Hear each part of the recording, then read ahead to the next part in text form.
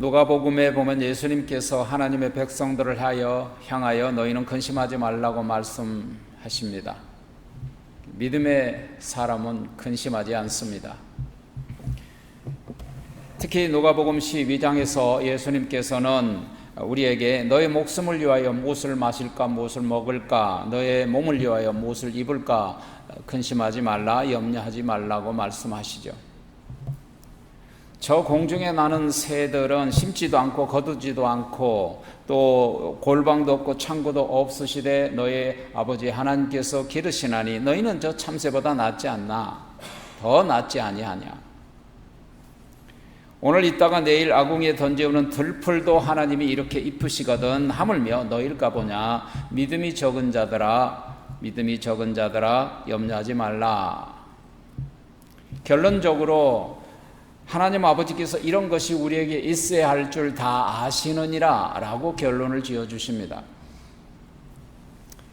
예수님은 세상 일을 근심하는 것을 믿음이 적은 자들이라고 말씀하십니다. 한 가지 주의할 것은 하나님께서 우리에게 있어야 할 것을 다 아시기 때문에 아신다고 생각해서 우리가 해야 할 일을 안 해도 된다는 뜻은 결코 아니죠. 여러분, 감나무 밑에서 입만 벌리고 누워 있다고 해서 감이 내 입으로 떨어질까요? 우리가 할 일은 해야 된다 그 말입니다. 하나님이 다 아시고 여호와 일에 준비하였으므로 도리어 그것을 달라고 기도하고 요청해야 된다는 거예요. 노동을 통해서 땀 흘려 양식을 구해야겠죠. 아무 일도 안 하면서 일용할 양식 주소서, 그게 되겠느냐 그 말입니다. 노동을 통해서 하루하루를 살아가는 사람들에게는 하루하루의 양식에 진심한 감사를 하지 않을 수가 없겠죠.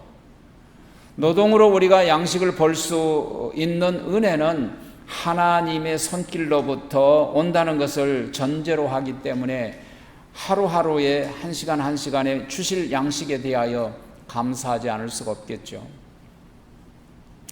반면에 하나님의 뜻대로 우리가 근심해야 될 건 있어요. 근심하지 말라고 하셨지만 하나님의 뜻대로 우리가 근심해야 될 건 또 있다 그 말이죠.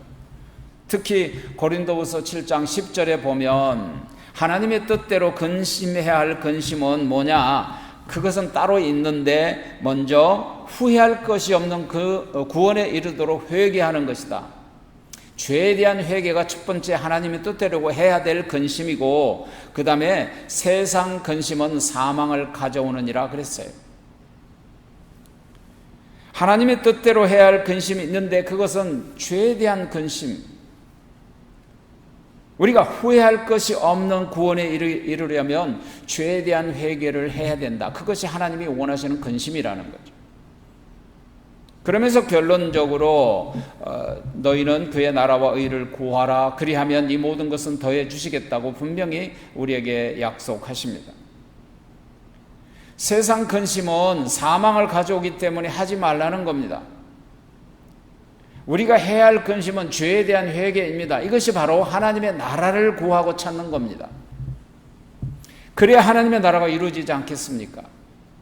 하나님의 나라를 먼저 구하면 이 모든 것들은 하나님이 다 주신다, 아신다라고 분명히 말씀하십니다.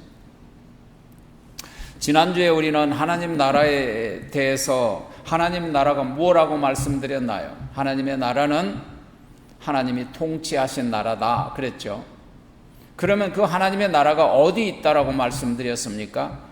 하나님의 나라는 곧 내 마음으로부터 시작을 해야 된다라고 분명히 주님이 말씀하셨죠. 하나님의 나라는 내 마음속으로부터 시작해야 되는데 내 마음 천국이 이루어지면 그 사람은 분명히 인생 천국이 이루어집니다. 그래서 우리가 기도의 우선순위를 잘 알고 기도를 해야 합니다. 어떤 부인이 20년을 함께 살면서 남편을 설득하고 온갖 회유하고 기도해도 또 하나님께 저 남편 교회 좀 나오게 해달라고 그렇게 기도를 해도 남편은 굳세어라 금수나 너는 내대로 나는 나대로 갈 길이 따로 있다고 노래하면서 교회 절대 안 나오는 거예요. 그 남편은 술을 많이 마시는 분이었어요. 종종 남편이 술 취한 친구들을 데리고 느닷없이 밤중에 집에 돌아와서 2차로 술상을 차리라고 하기가 일쑤였어요. 그때마다 부인은 눈살을 찌푸리지도 않고 아주 정성껏 대접을 했답니다. 그러니까 어느 날 집에 찾아온 술 친구들이 하도 신기해서 이렇게 질문을 했습니다. 아주머니, 좀 여기 같이 좀 앉아보세요. 우리 집 사람 같으면 이렇게 밤중에 술 친구들을 데리고 가면 내 마누라는 사람이 있든 말든 난리 법석 그래가지고 벼락이 떨어져서 다 쫓아내는데, 아니 어떻게 아주머니는 이렇게 저희들을 친절하게 대접해 주세요. 잔소리 말고 주는 거 잡수기나 하세요. 다 뜻이 있어서 그래요. 아니 그게 뭐냐고요. 이번 한 번만 딱 얘기를 할게요. 알다시피 저는 예수 믿는 사람이잖아요. 이 양반이 교회 다닌다고 핍박을 하든 말든 나는 언젠가 결국 천국에 갈 거예요. 사람이 죽으면 지옥길과 천국길 두 길 갈래밖에 없어요. 저는 천국 가거들랑요. 그런데 20년 동안 그렇게 예수 믿으라고 해도 예수 안 믿는 이 양반 틀림없이 지옥불에 떨어질 거구만요. 그래서 그 영혼이 너무 불쌍해서 이 세상 사는 동안이라도 지옥불 가기 전에 편히 살라고 그냥 꼭 참고 대접하는 거예요. 그 말을 가만 듣고 있던 친구들이 겁을 잔뜩 먹고 가만히 심각한 얼굴로 서로를 쳐다보고 있더니 이제 정신을 차리고 우리도 예수 믿고 교회에 가야 되겠다고 결단하고 그 남편이 그 다음 주부터 교회를 다니게 됐답니다. 그로부터 그 집에 가정천국이 이루어졌어요. 오늘 우리가 나눠야 될 말씀 포인트 첫 번째 교훈은 매일 양식을 위하여 기도하라는 거예요. 매일 양식을 위하여. 하나님의 나라를 위한 기도가 이제 끝나고 이제부터는 개인의 신앙생활에 절대로 필요한 내용들을 가르쳐주면서 이렇게 기도하라고 가르쳐 주시고 계십니다. 주님은 언제나 우리 현실을 절대 무시하지 않으세요. 현실을 다 알고 계시거든요. 오늘날 우리에게 일용할 양식을 주옵시고 톤 아르톤 헤몬 톤 오피시온 도스 헤민 세메론, 오늘날 우리에게 일용할 양식을 주옵시고, 이 현실을 위해서 첫째로 기도할 제목은 일용할 양식을 달라는 거예요. Daily bread. 여기서 오늘날이라는 말은 매일매일의 날마다를 의미한 게 아니고 오늘 현재 하루를 의미하는 겁니다. 오늘 하루 양식을 위해서 기도하라는 거예요. 창고에 모아두려고 기도하지도 말고 탐욕을 위해서 저축하기 위해서 기도하라는 뜻은 아니고, 물론 그렇게 한다고 해서 나쁜 건 아니지만 하루하루 공급하여 주신 하나님을 전적으로 믿고 의지하기를 원한다, 그 말입니다. 하루에 일당을 하루하루 벌어가지고 살아가는 사람들, 힘든 사람들은요, 하루하루 양식이 얼마나 귀한지 몰라요. 당장 오늘 벌지 않으면 내일 굶으니까요. 그날 벌어서 from hand to mouth, 그날 벌어서 먹는 양식, 그런 사람들에게는 이 기도가 너무나도 애절하고 귀중한 거죠. 일용할 양식이라는, 여기는 두 가지 양식을 말해요. 하나는 우리가 매일 먹어야 하는 daily bread, 우리가 일용할 양식이고요. 또 다른 하나는 spiritual food, 다시 말하면 하나님의 말씀으로서의 양식을 의미하는 거예요. 이 두 가지는 매일매일 먹어야 살아간다라는 의미죠. 그래서 예수님께서 우리에게 왜 이렇게 하루하루 일용할 양식을 위하여 기도하라고 하셨을까요? 1년치도 아니고 한 달치도 아니고 일용할 양식을 달라고 기도하라는 의미가 있어요. 그 이유가 있을 거라고요. 첫째, 매일매일 하나님을 믿고 의지하며 살기를 원하세요.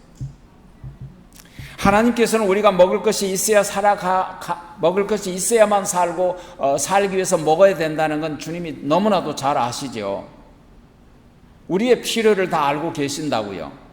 우리가 우리의 자녀들이 뭐가 필요한지 다 아는 것처럼 하나님은 하나님의 자녀인 우리가 뭐가 필요한지 다 알고 계신다니까요. 문제는 믿음입니다. 문제는 하나님을 전적으로 믿고 의지하느냐에 대한 문제예요. 샌프란시스코의 금문교 골든 게이트를 만들 때 중국 사람들을 많이 데려와서 일을 건설을 했는데 처음 1년 동안에 일을 하다가 그곳에 23명이 매년에 공사 중에 추락해서 큰 문제, 사회 문제가 됐어요. 왜냐하면 두려움이 그들을 압박하니까 작업 효율이 확 떨어지는 거죠. 그래서 건설회사는 안전을 위해서 아래쪽에 아주 거대한 안전망을 완전하게 엄청난 큰 망을 설치했어요. 그 후부터 일꾼들이 공사 중에 추락을 해도 커다란 안전망에 걸려 죽지 않는다는 믿음을 가지게 된 거예요. 그 안전망은 뜻하지 않는 효과를 가져왔습니다. 공사 진행이 적어도 20-30% 빨리 진척이 되는 거예요. 왜냐하면 일하다가 추락해도 죽지 않을 것이라는 그 믿음 때문에 그 일꾼들이 안심하고 손발을 빨리 놀리고 담대하게 대담하게 일을 하다 보니까 작업 능률이 올라가는 거예요. 하나님께서 좋은 것을 주신다는 믿음이 있으면 조금 힘들어도 하나님의 뜻을 우리는 믿음으로 따라가게 되는 거예요. 오늘날 우리에게 일용할 양식을 달라는 것은 오늘날 우리들을 먹이시고 입히시는 하나님이 다 아시니까 우리가 그분을 믿고 그분을 의지하고 따라가야 된다는 기본적인 예수님의 의도가 깔려 있는 거죠. 두 번째, 일용할 양식을 달라고 기도하는 문제는 욕심을 내 기도하지 말라는 거예요. 욕심껏 기도하지 말라는 거예요. 하나님의 백성들은요, 물질에서 완전히 자유함을 얻어야 진짜 자유함을 얻습니다. 물질은 필요합니다. 그러나 그 물질이 노예가 되면, 사로잡혀 살면 자유함이 없습니다. 하나님의 성도가 되기 위해서는 반드시 통과해야 될 관문이 있어요. 그것은 물질과 하나님 사이의 우선순위를 확실히 해야 된다는 거예요. 뭐가 먼저예요? 물질에 얽매여 살면 하나님보다 물질을 더 소중하게 여길 수밖에 없지 않겠어요? 예수님이 말씀하셨잖아요. 하나님과 물질을 겸히 섬길 수 없느니라. 매일매일 일용할 양식을 달라고 기도하는 뜻은 허황된 욕심을 가지고 살지 말라는 의미입니다. 만일 예수님께서 평생 먹을 것을 위하여 기도하라고 하셨다고 치면 이 세상이 어떻게 되겠어요? 서로 탐욕을 가지고 싸우고 평생 먹을 것을 쌓아두려고 다투고 그렇게 살지 않겠어요? 하나님은 지나친 욕심을 미워하세요. 지나친 욕심의 결과는 사망이기 때문이에요. 야고보서 1장 15절에 보면 욕심이 잉태한 즉 죄를 낳고 죄가 장성한 즉 사망에 이르느니라. 종종 아무리 기도해도 응답이 없다고 말하는 성도들이 종종 있습니다. 왜 그런 줄 아세요? 왜 기도해도 응답이 없을까요? 첫째, 기도하지 않기 때문이에요. 두 번째, 욕심으로 기도하기 때문이에요. 야고보서 4장 2, 3절에 보면 너희가 얻지 못하면 구하지 아니하며 구하여도 얻지 못하면 정욕으로 쓰려고 하며 세 번째는 잘못 구함이니라 그랬어요. 잘못 구하니까 안 주는 거죠. 어느 날 하나님의 명령을 받은 천사가 욕심 많기로 이름난 두 친구를 찾아갔습니다. 그 천사는 그들에게 선물을 주기로 했는데 먼저 원하는 사람의 소원을 들어주고 그 다음 사람은 먼저 들어준 소원의 2배를 주겠다라고 약속을 했습니다. 그런데 두 사람은 소원을 말하기를 주저하는 거예요. 왜냐하면 내가 먼저 기도하면 다음 사람은 2배로 받기 때문에 그게 싫은 거예요. 천사는 한 사람이 먼저 말하지 않으면 그러면 난 떠나겠다고, 벌을 내리겠다고 그렇게 얘기를 하니까 그중 어떤 한 사람이 그럼 내가 얘기를 하겠다고, 그리고 내가 먼저 소원을 말하지 그러면서 뭐라 그랬느냐면 내 소원은 내 한쪽 눈이 멀어지는 거예요. 그러니까 그 말이 떨어지자마자 그 사람의 한쪽 눈이 멀어지고 그 옆에 있는 사람은 2 눈이 다 멀어졌어요. 욕심은 더불어 죽는 겁니다. 세상 이치가 그렇습니다. 우리는 더불어 살아야 합니다. 예수님께서 일용할 양식을 위해서 기도하라는 것은 매일매일 하나님을 믿고 의지하라는 그런 의미고, 두 번째는 욕심을 버리라는 거예요. 욕심대로 욕심을 버리라는 거죠. 세 번째는 오늘날 우리에게 일용할 양식을 주시는 하나님께 그때그때 감사하며 살라는 거예요. 감사하며. 여러분, 우리가 식사할 때마다 감사하잖아요. 만일에 1년치 먹을 걸 쌓아놓으면 나는 1년치 넉넉하게 먹을 거 있으면 여러분 나는 더 하나님께 감사해서 기도하겠다라고 말하는 사람이 있을 수 있겠죠. 근데 그거 거짓말입니다. 그거 잊어버립니다. 감사를 잊어버려요.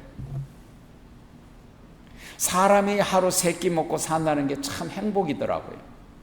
종종 금식을 할 때마다 먹는 것이 없이 그냥 먹은 것이 없으니까 얼마나 시간이 늦게 가는지 낙이 없어요. 음식을 준비해서 먹으면서 맛을 느끼고, 그리고 하나님 함께 사람들과 함께 먹는 것이 얼마나 큰 행복인지 몰라요. 그게 사는 맛이잖아요. 매일매일 함께 먹을 때마다 왜 하나님께 기도해야 될까요? 그것은 음식을 가족들과 함께 한 상에 모여서 둘러앉아 식사하는 것이 인생의 복이고 행복이거든요. 하나님께서 우리에게 주신 축복이에요. 창세 때 그렇게 말씀하셨잖아요. 복을 주신 거잖아요. 일용할 양식을 주시는 하나님께 만약에 여러분 평생 먹을 걸 준비해놓고 걱정 의심 없다고 생각하세요? 감사하며 살겠어요? 그 감사 다 잊어버리고 살아요, 그 사람은. 두 번째, 주님이 우리에게 가르쳐 주신 기도 두 번째는 죄를 용서해 달라고 기도하라는 거예요. 오늘 12절에 보니까 우리가 우리에게 죄 지은 자를 사하여 준 것 같이 우리 죄를 사하여 주옵시고, 카이 아페스 헤민 타 오페레마타 햄몬. 죄와 용서에 대한 기도예요. 죄와 용서에 대한 기도. 신약 성경에서 죄로 번역하는 것을 여러분 하마르티아라고 하잖아요. 이 말은 목표 지점에 미달된다는 것, 목표에 미달된 뜻. 근데 보통 우리가 사용하는 예화로서 화살을 쏠 때 관역을 그 화살이 벗어났다라는 뜻에서 하마르티아, 죄라고 말하죠. 하나님의 말씀이라는 관역에 벗어나는 삶을 사는 거예요. 이게 죄죠. 우리가 우리에게 지은 죄를 사하여 준 것 같이 우리 죄를 사하여 주옵시고, 누가복음에서는 이 부분을 어떻게 기록했느냐면 죄 지은 모든 사람을 용서하오니 우리 죄를 사하여 주옵시고, 그렇게 되어 있습니다. 누가복음 11장 4절에서는요. 이걸 마치 우리가 다른 사람의 죄를 용서해 주니까 내 죄도 용서해 주소서라고 오해해서 해석하는 사람이 있어요. 여기 문제는 하나님의 사죄와 우리의 사죄에 어떤 것이 선행되었느냐가 중요해요. 내가 다른 사람을 사죄하는 것이 선행되었나요? 아니면 하나님이 내 죄를 사해 주시는 것이 선행되었나요? 물론이죠. 우리가 값없이 용서함을 선행적으로 받은 거거든요. 그렇게 용서함을 받아놓고 우리가 남을 용서하지 않으면 하나님도 우리의 죄를 용서하지 않는다는 말씀이에요. 하나님이 우리 죄를 사해 주셨기 때문에 우리는 다른 사람의 죄를 마땅히 사해 주어야 될 것이 우리의 책임이고 의무이고 도리란 말이에요. 하나님과 우리 사이의 도리. 예수님께서 독생자를 통해서 우리의 죄를 용서해 주셨으므로 응당 우리도 다른 사람의 죄를 용서해 주어야 된다. 그것이 용서의 계명이에요. 예수님께서 하나님께서 우리에게 주신 새 계명도 마찬가지죠. 우리를 사랑하시되 내가 너희를 사랑한 것 같이 서로 사랑하라. 이것이 새 계명이잖아요. 오늘 아침에 성경 강해할 때도 말씀드렸지만 우리 예수님은요, 우리 하나님은 자기가 먼저 하지 않고는 우리에게 요구하신 것이 없어요. 다 우리에게 본을 보이시고 우리에게 하라고 하세요. 얼마나 신실하십니까?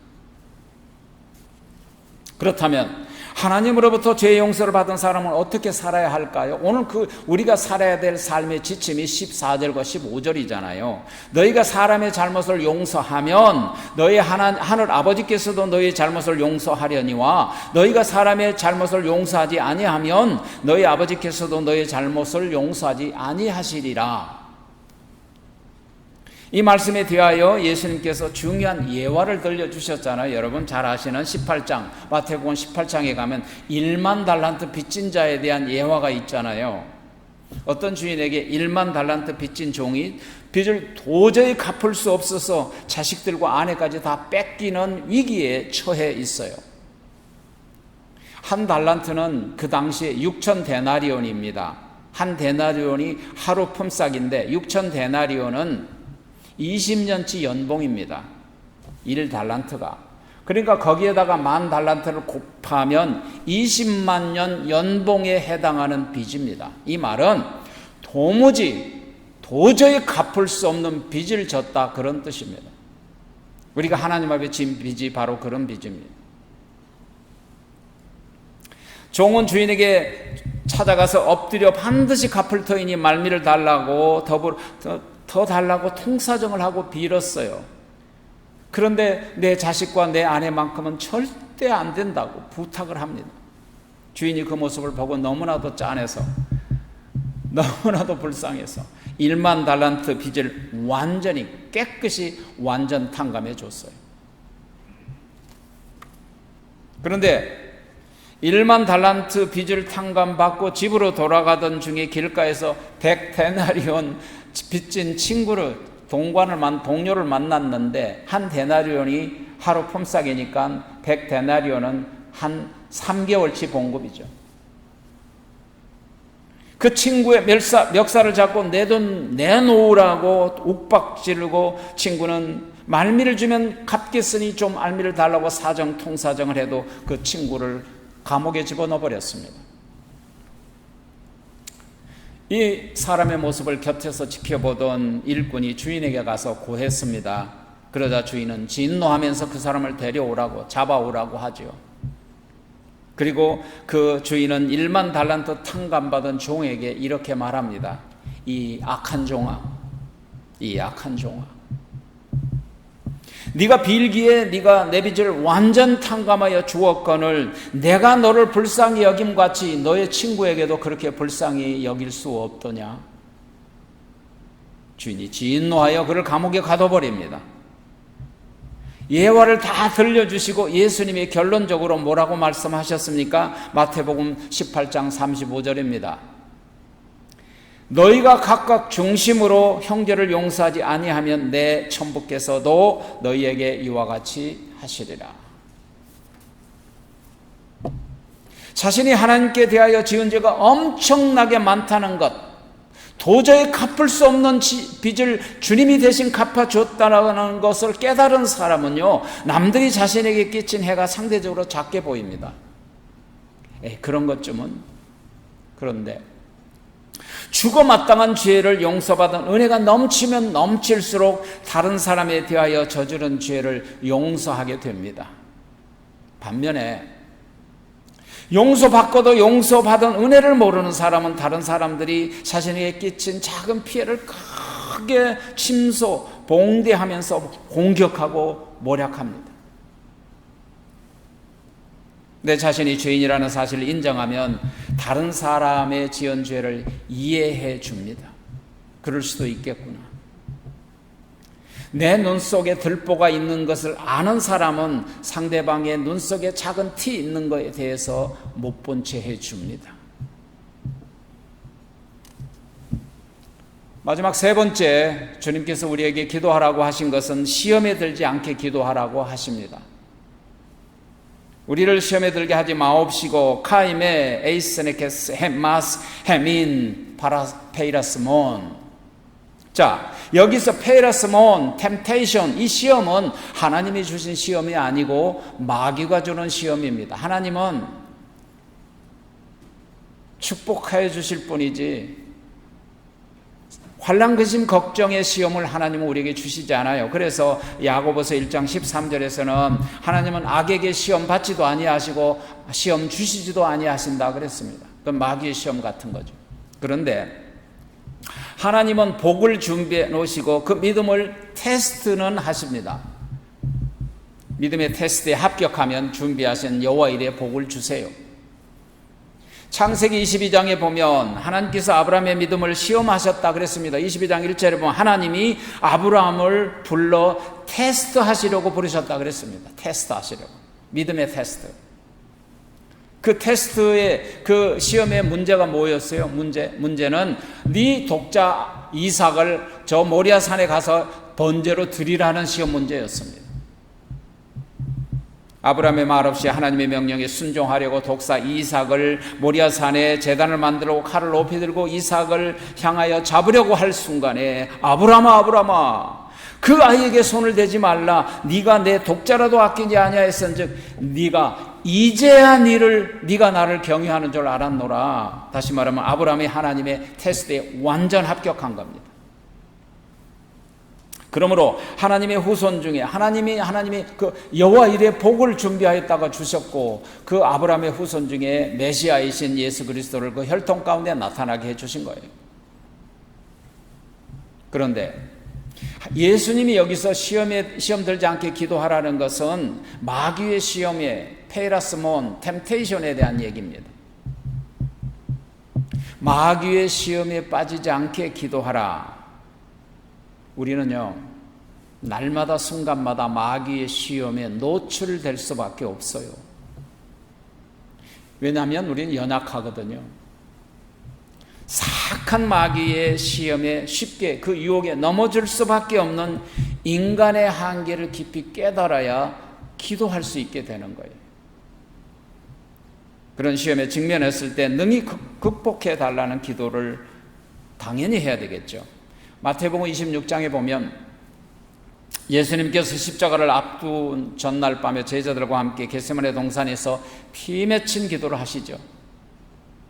9명의 제자들은 돌 하나 던질 만큼 그곳에 있어 내가 가서 기도하는 동안에 너희께 있어 기도하라고 말씀하시고 3명의 제자들을 데리고 베드로와 요한과 야고보 3명을 데리고 자기 곁에 두시고 너희는 내가 마음에 민망하여 내가 죽게 되었다. 너무 힘들다. 그러니까 나와 함께 여기서 함께 깨어 기도해라 라고 기도하십니다. 땀방울이 피 맺힌 기도를 하십니다. 그리고 가서 돌아봤더니 3번씩이나 왔다 갔다 하면서 돌아봤더니 이 제자들은 골아 떨어져 기도하라고 깨어있어 기도하라고 그렇게 얘기했지만 그들이 기도하지 못하고 졸고 누워 있었습니다. 그들을 보시고 예수님이 뭐라고 말씀하셨나요? 마태복음 26장 41절입니다. 너희가 나와 함께 1시간도 깨어있어 기도할 수 없더냐? 시험에 들지 않게 깨어 있어 기도하라. 네 마음의 원이로되 육신이 약하도다. 핵심 구절은 마귀의 시험에 들지 않게 기도하라는 것입니다. 풀어 해석하면 기도하지 않으면 마귀의 시험 들 수밖에 없다는 것입니다. 왜냐하면 우리가 아무리 마음이 원이로되 연약하고 육신이 약하기 때문에 기도하지 못하게 된다는 것인데 연약한 존재들 때문에 마귀의 시험을 이기려면 어찌하든지 깨어서 기도할 수밖에 없다는 것입니다. 그래서 주님은 기도의 모범에서 다만 악에서 구원해 달라고 그렇게 가르쳐 주시는 거예요. 기도하지 않고 골아 떨어지고 있던 제자들은 예수님 버리고 도망갔죠. 예수님 모른다고 3번씩 부인했죠. 어떤 제자는 예수님의 돈 받고 팔아먹었죠.